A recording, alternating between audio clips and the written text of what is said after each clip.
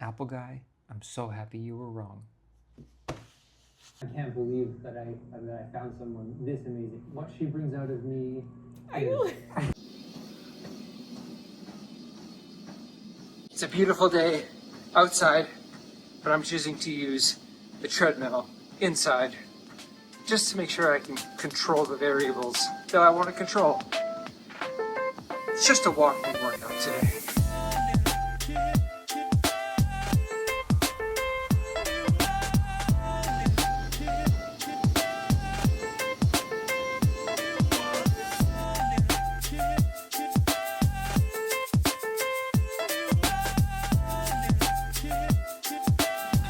Totally underestimated 15 degrees. I think it means degrees.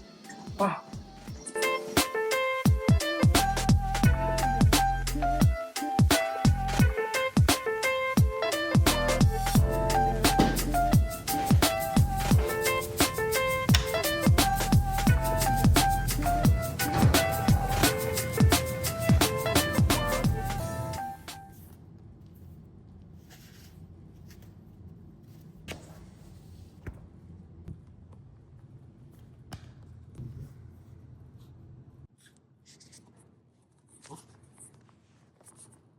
Perfect. So that was 52 minutes of walking on the treadmill. And I guess it was relatively easy walking in the sense that it was 9.5 minutes easy, 30 seconds harder with an incline, 4 times, and then 10 minutes easier to finish. And for anyone who hasn't seen any of my old videos, I used to compete for Team Canada and I used to coach internationally and at the Olympics. So 50 minutes of walking on a treadmill should not be tough. But that was years ago. So what I'm trying to say is that to anyone who does treadmill exercises and hates them and still sticks to it, I respect you.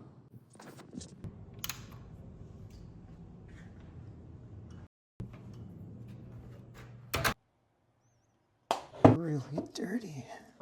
I want to keep this short and sweet. Why would I edit a movie on Final Cut Pro on an iPad when I have an iMac?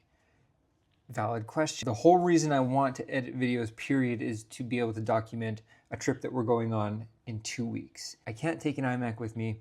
An iPad is the next best option for me because I don't have a Mac anymore, a MacBook anymore.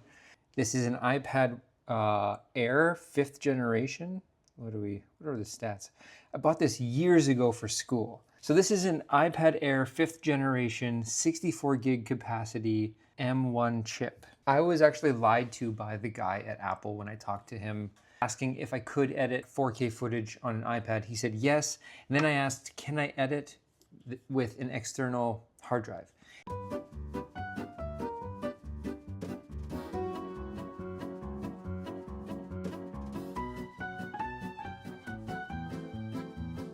This is just a generic thing off of Amazon, 512 gigabytes in this crazy thing. I'm accustomed to taking the classic Casey Neistat Lacey.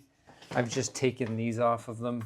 It's the classic Casey Neistat Lacey, really reliable hard drive. But look at this difference. Yes, this is 1 terabyte, but you can get 1 terabyte versions of this that are the same size as this. Crazy. USB-C as well. I also have like a $30 generic Apple Pencil ripoff kind of thing. This is how I edited yesterday's video. I was able to take the footage off my phone, which I'm recording with, put it onto here, and then I plugged this in, but at the same time, I wanted to charge my iPad, so I put it really through the ringer. This is also, again, I don't even know where it's from, Amazon. It's a dongle that does USB, USB-C, micro SD, SD, and you can have 2 plugged in at the same time. You can have almost every port filled and transferring data. When everything is plugged in, I was actually able to edit off of this super small SSD with, relative ease. I had it plugged in, so I was getting power to my iPad as well. And then I had an old Magic Mouse laying around that I was also able to pair to my iPad. So, like, this is pretty crazy. Like, I can just, if I wanted to, I could literally, is this gonna show up? it's really crazy to me how I can edit a 4K video in this setup here.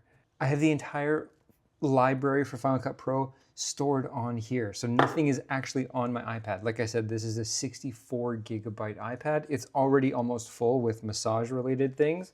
So the fact that I can edit entirely off of the SSD with still having, I'm really bad at editing on the iPad because this is my first attempt at it, but everything was pretty good, pretty straightforward.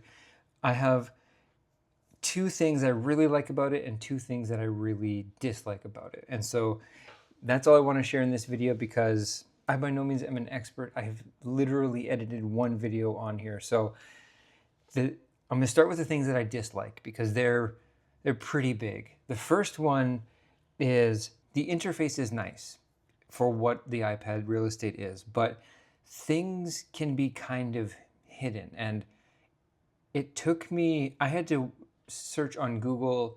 I wasn't able to find my blade tool, the cutting tool, because somehow I had accidentally clicked on something that was basically overriding the blade tool. That's super confusing and makes no sense, but it's frustrating when you have a whole video and you don't know how to cut your clip. And it's just nowhere on the screen. There's no help options.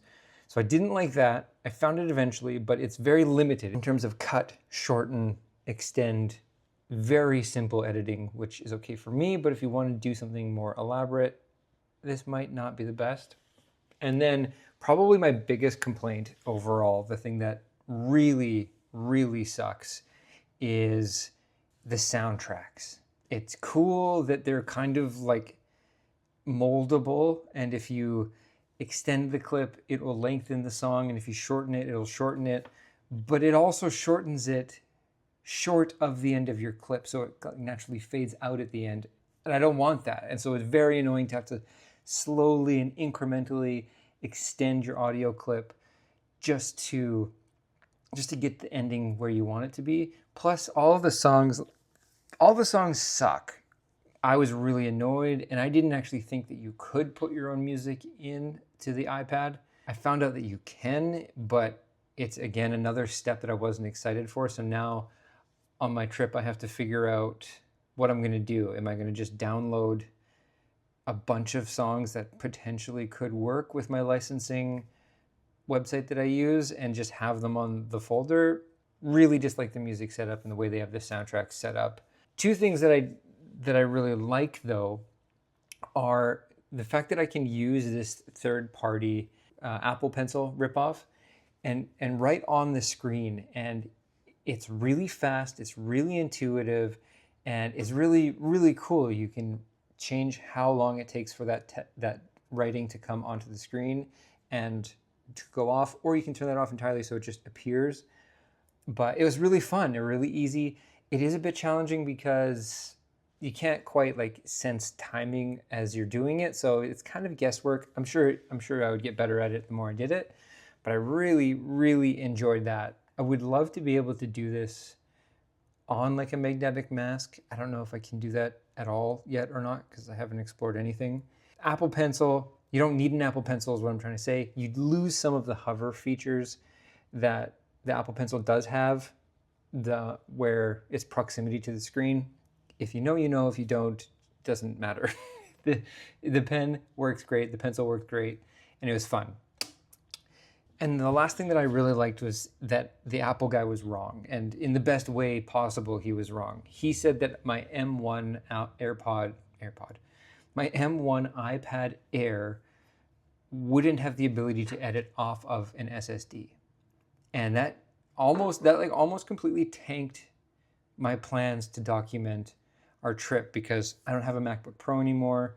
I was not going to do a 17-day trip with 17 days worth of vlogs and then come home and then edit them. I already lost that with Iceland on our honeymoon. I still have a video to be made there, and it's like almost 2 years. So that almost deflated me entirely when he said that only M2 and M3 chips were compatible for editing off of the SSD. So not only was he wrong, but he was wrong in like the best way possible. You can edit off of the SSD. You can put your whole video folder the file folder on the SSD. So nothing actually takes up space on the iPad. And you can plug your SD cards into the reader directly, transfer them via the iPad like you would a computer into the SSD, and then edit them all from there. That technology is insane to me. It's nuts. I've got a great little collapsible, detachable magnetic keyboard. It's the Logitech. Is this Logitech? Both a trackpad and a mouse that I can use to edit, plus the pen, plus off of the SSD. This whole setup, when all is said and done, this entire setup for me is going to be this big, and I can edit 4K videos. That gets me very excited. They're not going to be insane. You can't have, this may be like a accessory kind of negative to the Final Cut Pro on iPad, but you can't have plugins, at least yet. I have a lot of plugins from Motion VFX and a few from other places that are unusable, even though I've purchased them and have them on my Final Cut Pro. It's not compatible back, and they don't have extensions on the iPad, which is, I get it, like processing power, I understand it's not possible, but it is annoying that certain things are not available. Like you're left with just Apple created title screens. All in all, I'm impressed. I'm going to continue editing on this because I want to try and make 6 to 10 more videos on this before we go, so I really have a sense of the workflow. Maybe try and get some drone footage as well edited in here with the Neo, and some other cameras, some other formats, just to see how it all works and handles, and how the battery life handles, because this iPad now is like 5 years old, so we'll see how it holds up. But I gotta say, it's pretty great to start. I'll keep you updated as I get better at editing and as I do more of it. If you've done any editing on the iPad, please share some tips and tricks with me. If you haven't and you're curious and you have any questions, please ask me, because then I can find out the answer and it'll make it better for me and for you. So I'm going to leave it there. Apple guy, I'm so happy you were wrong.